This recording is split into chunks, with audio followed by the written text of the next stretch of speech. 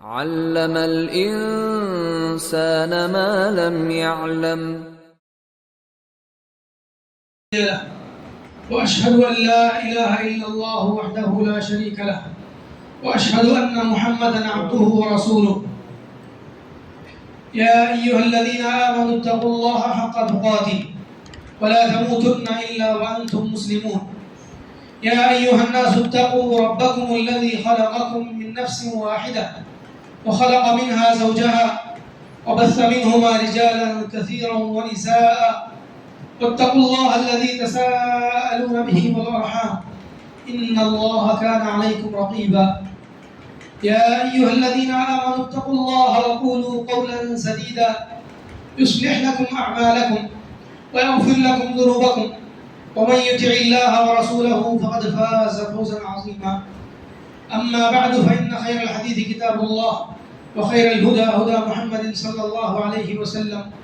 وشر الأمور محدثاتها وكل محدثة بدعة وكل بدعة ضلالة وكل ضلالة في النار.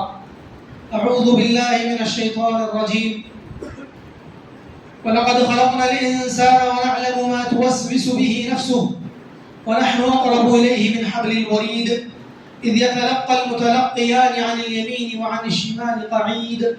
ما يلفظ من قول إلا لديه رقيب عتيد. وجاءت سكرة الموت بالحق ذلك ما كنت منه تحيد ونفخ في الصور ذلك يوم الوعيد وجاءت كل نفس معها سائق وشهيد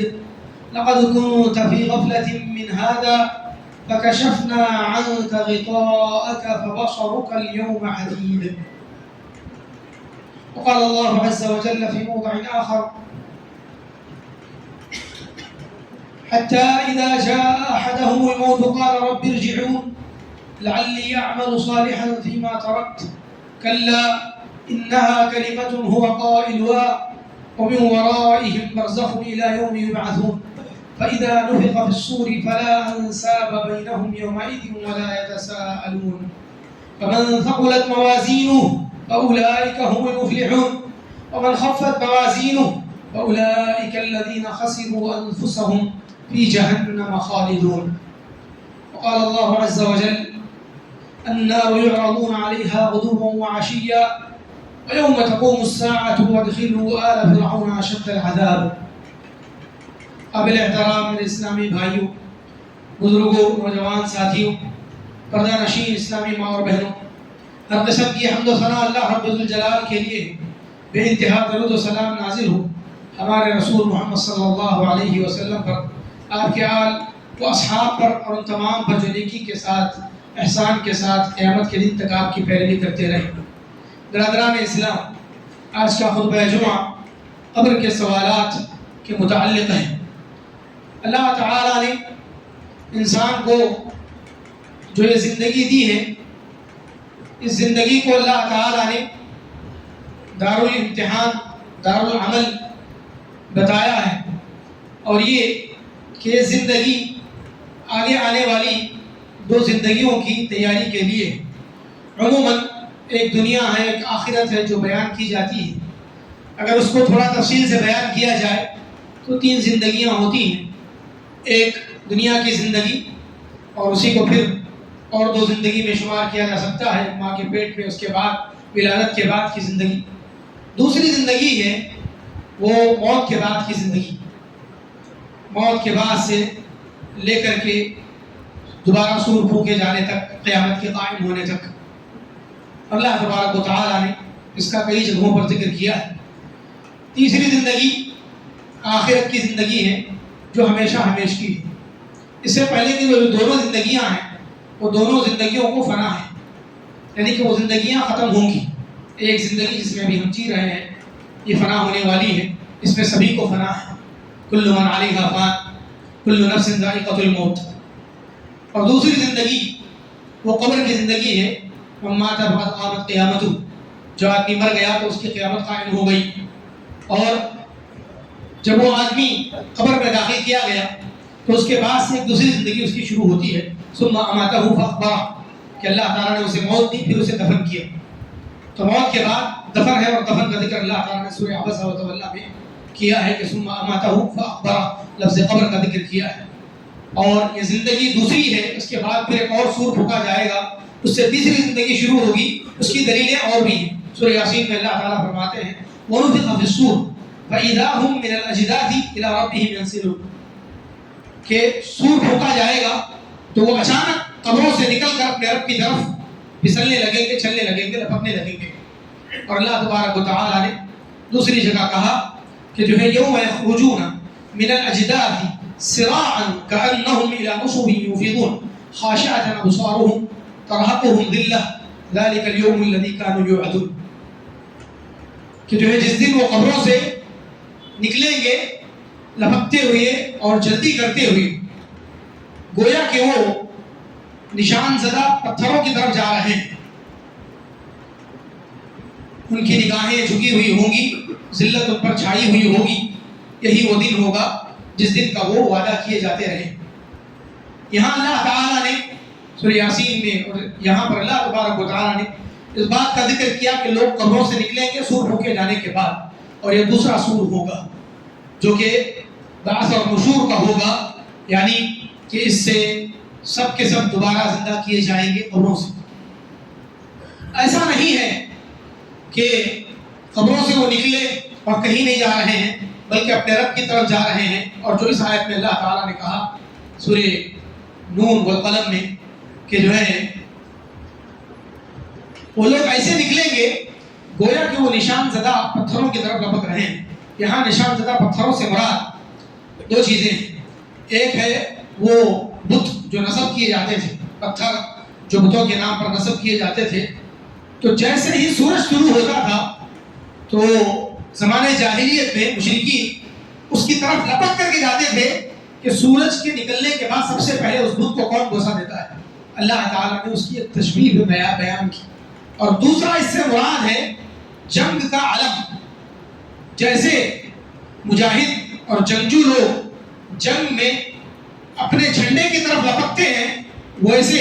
قبروں سے نکلنے کے بعد سارے کے سارے مردے زندہ ہو کر کے اپنے رب کی طرف میدان محشر کی طرف لپکیں گے۔ اللہ تبارک و تعالیٰ نے یہاں یہ کہا سورہ یاسین میں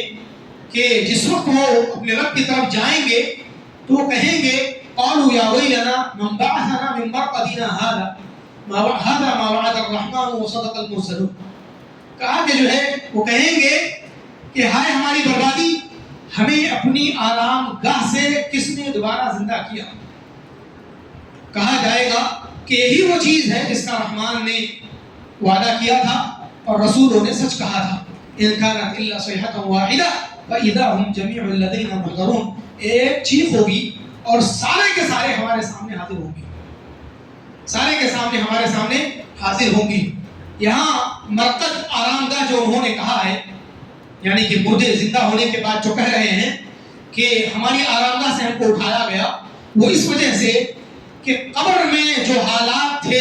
قبر کی جو ہولناکیاں تھیں، وہ ہولناکیوں کے مقابلے میں اور بھی زیادہ خطرناک،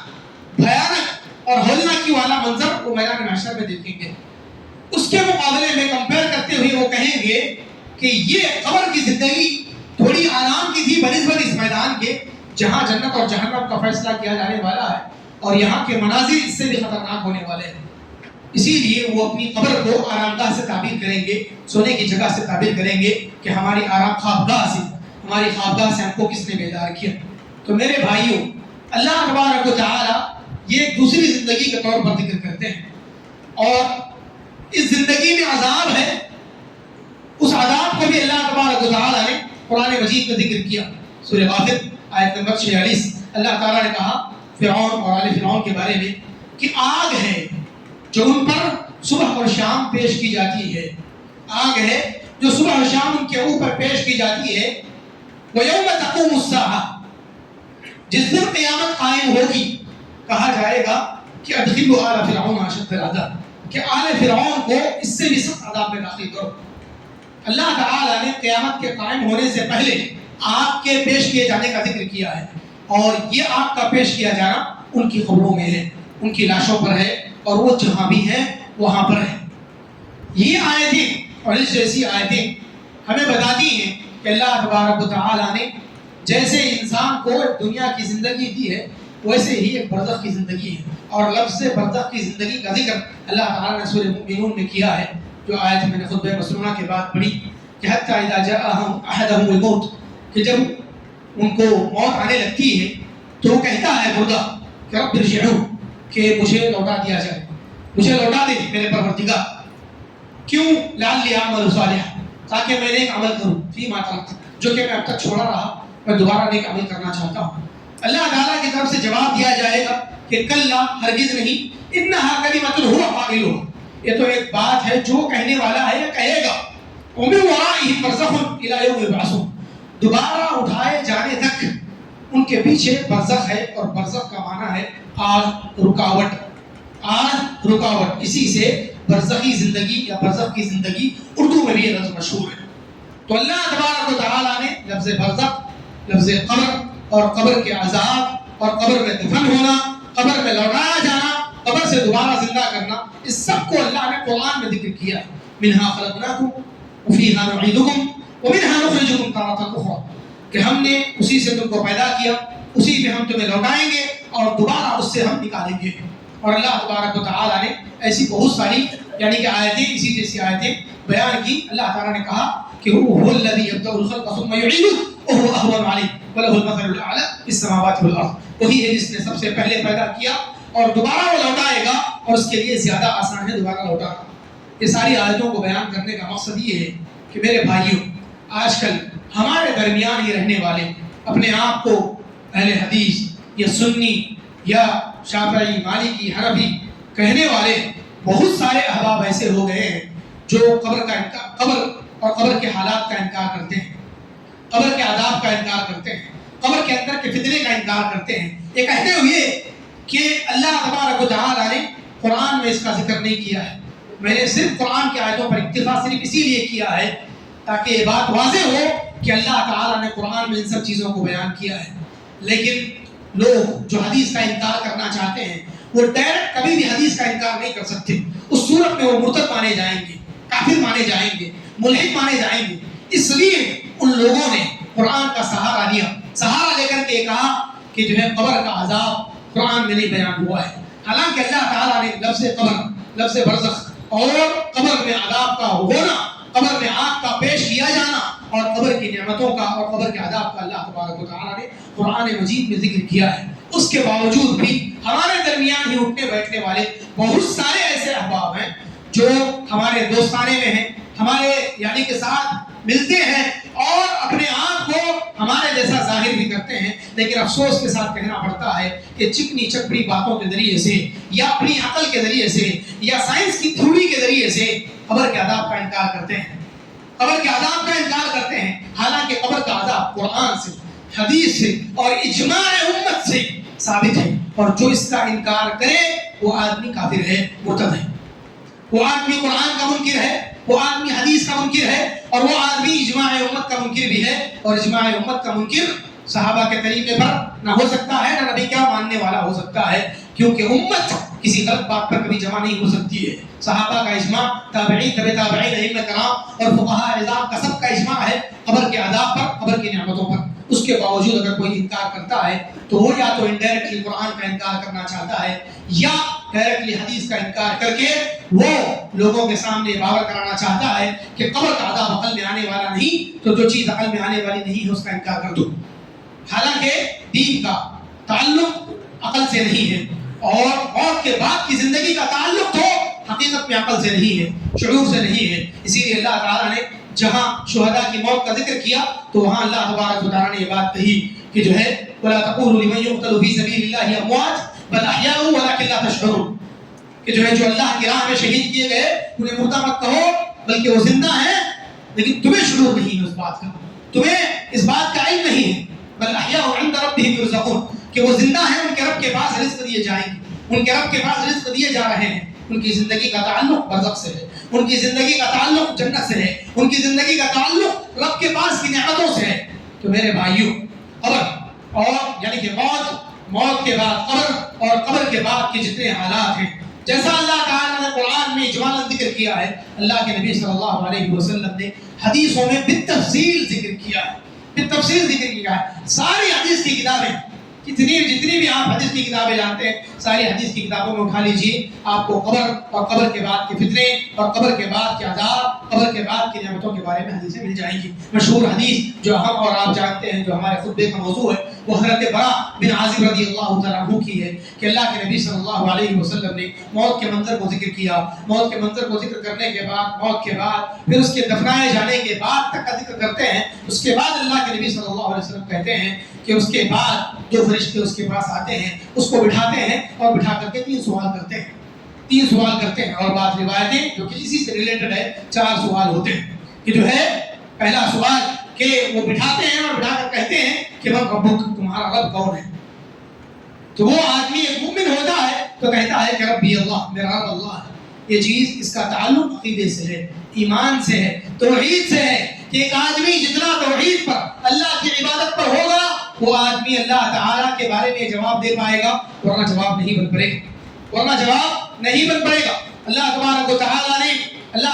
تعالیٰ نے جس عبادت کا ہمیں حکم دیا ہے، وہ عبادت کما حقہ بجا لائیں، اللہ کی عبادت پر جمے رہیں، اللہ کے ساتھ شرک نہ کریں، اسی پر مریں، تو اس سوال کا جواب بنے گا۔ دوسرا سوال کہ من نبیکم، تمہارے نبی کون ہیں؟ وہ کہے گا کہ نبی محمد، ہمارے نبی محمد صلی اللہ علیہ وسلم ہے، میرے نبی محمد صلی اللہ علیہ وسلم۔ تو اسی سے دوسرا سوال ہوتا ہے، تیسرا سوال ہوتا ہے کہ جو ہے یہ بات تمہیں کیسے پتہ چلی، یا یہ شخص کون ہے جس کے بارے میں تم کہتے ہو یہ اللہ کے رسول صلی اللہ علیہ وسلم ہے؟ وہ آدمی پہچانے گا جو آدمی اللہ کے نبی صلی اللہ علیہ وسلم پر ایمان لایا ہو، آپ کی تصدیق کیا ہو، آپ کی اتباع کیا ہو، آپ کی سنتوں کی پیروی کیا ہو اور آپ کی تائید کیا ہو، اسی پر اس کی زندگی گزری ہو، اس کے لیے یہ جواب آسان ہوگا۔ تیسرا کہ ما دینک، تمہارا دین کیا ہے؟ اور دین اسلام ساری چیزوں کو ہے۔ دین الاسلام کہنا زندہ ہوتے ہوئے بڑا آسان ہے، لیکن مرنے کے بعد ساری چیزوں کا تعلق عمل سے ہو جاتا ہے، ایمان سے ہو جاتا ہے، عقیدے سے ہو جاتا ہے۔ آدمی کا عمل ہوگا، جواب ہوگا، ایمان ہوگا، جواب ہوگا، ورنہ وہاں پر چٹیاں یا پھر پیر کے دیے گئے نسخے یا رکھی گئی کتابیں یا زمزم کا پانی یا امیر کا پاؤڈر یا کافور کا پاؤڈر، یہ کچھ بھی کام نہیں آنے والے ہیں۔ پھول، ہرے بھرے درخت، یہ ساری چیزیں زندوں کے لیے ہیں، زندے اس سے فائدہ اٹھانا چاہیں تو اٹھائیں، مردوں کو اس سے کچھ بھی فائدہ ہونے والا نہیں ہے، حتیٰ کہ زمزم کے پانی سے بھی کچھ ہونے والا نہیں ہے۔ اور کوئی درخت چاہے کتنا مبارک درخت کیوں نہ ہو، ان سارے درختوں سے بھی کچھ بھی ہونے والا نہیں ہے، الا یہ کہ آدمی کا ایمان ہو۔ یہ جو 3 سوال ہیں، یہ 3 سوالوں کا تعلق اور اس کے جواب کا تعلق آدمی کی ساری زندگی سے ہے کہ ایک آدمی توحید پر رہے،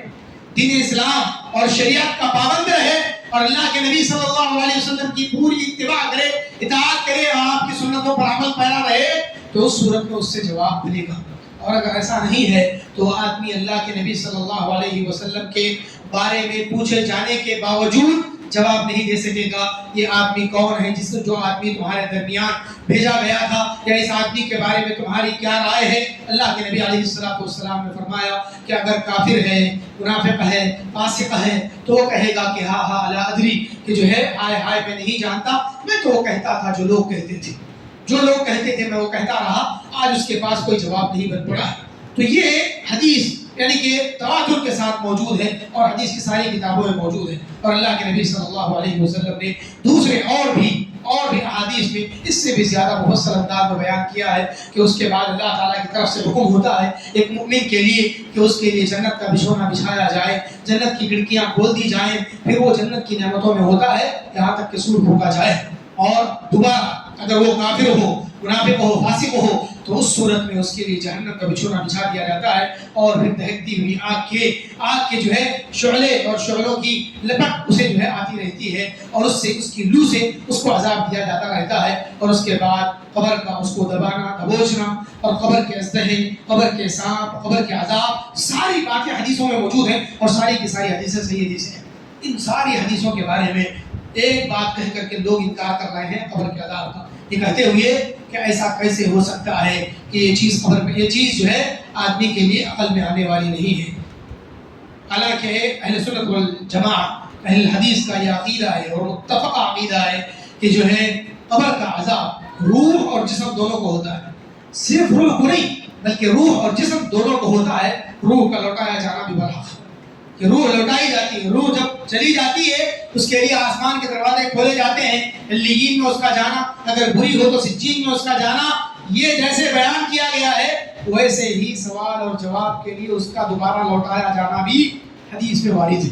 کہ جو ہے اس کی روح دوبارہ لوٹائی جاتی ہے، پھر اس کے بعد اس کی روح اور جسم دونوں کو عذاب ہوتا ہے۔ گرچہ پھر اس کے بعد ایک اور بات آتی ہے کہ اللہ تبارک و تعالی جسم کو بوسیدہ کر دیتا ہے، وہ اس کو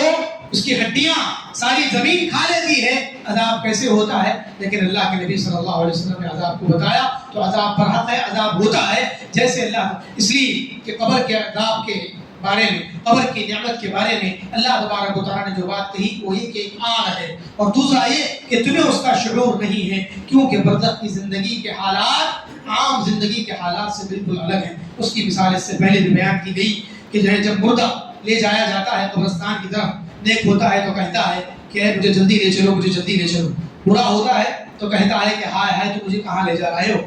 تو یہ باتیں کوئی سنتے ہیں؟ کوئی نہیں سنتے ہیں، کوئی نہیں سنتے ہیں۔ اور مردے کا جوتوں کے ٹاپ کی آوازوں کو سننا اتنا ہی سنایا جاتا ہے، اس کے علاوہ کی چیزوں کو وہ نہ سنتا ہے نہ اس کو سنایا جاتا ہے۔ اسی طریقے سے اس کا چیخنا، اس کا چنگھاڑنا اور اس کو جن اور انس کے سوا سب کا سننا اللہ کے نبی صلی اللہ علیہ وسلم نے بیان کیا ہے، اور اگر یہ سن لیں تو بے ہوش ہو جائیں گے۔ اتنا کچھ اللہ کے نبی صلی اللہ علیہ وسلم نے بیان کیا ہے۔ اس کے باوجود بھی اگر کوئی آدمی عقل کی وجہ سے ان باتوں کا انکار کرتا ہے تو اسے سمجھ لینا چاہیے کہ دین کا، جنت کا، جہنم کا، آخرت کا تعلق ایمان سے ہے، دل سے ہے۔ آدمی کو پابند بنایا گیا ہے کہ وہ ان چیزوں پر ایمان لائے، گرچہ کہ اس کی عقل میں چیز آئے نہ آئے۔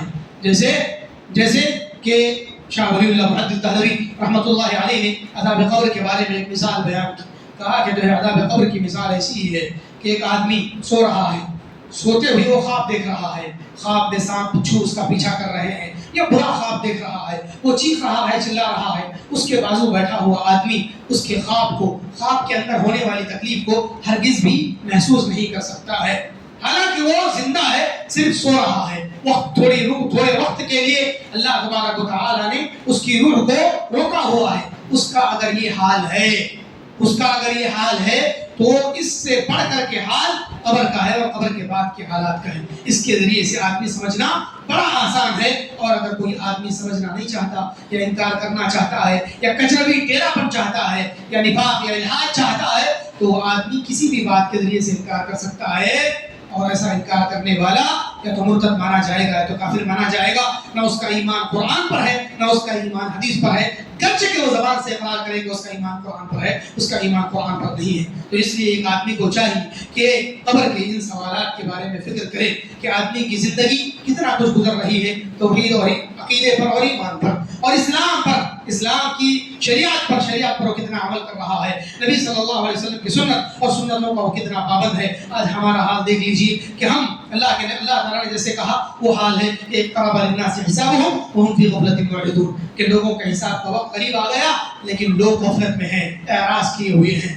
انہم یرونه بعیدا ونراه قریبا، وہ اس کو دور سمجھتے ہیں، ہم اس کو قریب دیکھتے ہیں۔ یا ایھا الذین آمنوا اتقوا اللہ ولتنظر نفس ما قدمت لغد، کہ ایمان والو اللہ سے ڈرو، ہر آدمی دیکھے کہ وہ کل کے لیے کیا بھیجا ہے۔ اللہ تعالیٰ قیامت کو، موت کو کل سے تعبیر کرتے ہیں کہ یہ سب کل ہونے والا ہے، اتنا یقینی ہے جتنا کہ کل آنے والا یقینی ہے۔ اس سے کہیں زیادہ موت پر حق ہے، اس سے کہیں زیادہ قبر کی نعمت اور قبر کا عذاب پر حق ہے۔ اس لیے سب کے سب، چاہے وہ اللہ کے نبی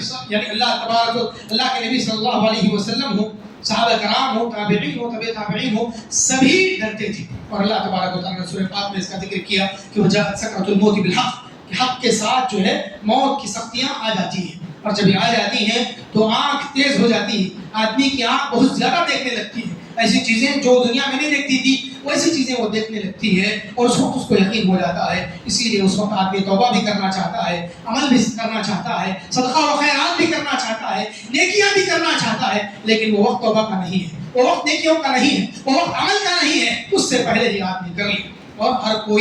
ایک نے ڈرایا ہے۔ اللہ کے نبی نے فرمایا ان للموت لسکرات، کہ بے شک موت کی سختیاں ہیں، اور ان سختیوں سے اللہ کے نبی صلی اللہ علیہ وسلم کو بھی چھٹکارا نہیں تھا، آپ صلی اللہ علیہ وسلم پر بھی کئی گھڑے پانی ڈالا گیا، آپ بے ہوش ہوتے رہے، پھر ہوش میں آتے رہے، کپڑا اپنے چہرے پر ڈالتے رہے، نکالتے رہے۔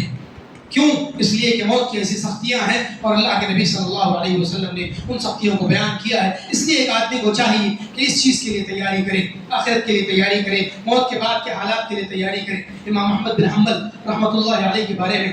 ان کے بیٹے حضرت عبداللہ کہتے ہیں کہ جب ان کی موت کا وقت قریب آیا تو میں ایک کپڑا لے کر کے اپنے والد کی داڑھی کو باندھنا چاہتا تھا، کافی داڑھی گھنی تھی ان کی،